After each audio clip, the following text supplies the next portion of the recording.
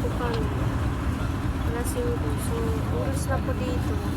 Alas 7. So, malapit na lang po kami. Ilang minuto na lang po. Darating na po.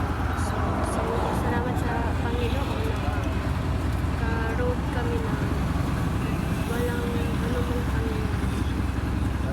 So, ayan po. Kaya kami nagbakasyon kasi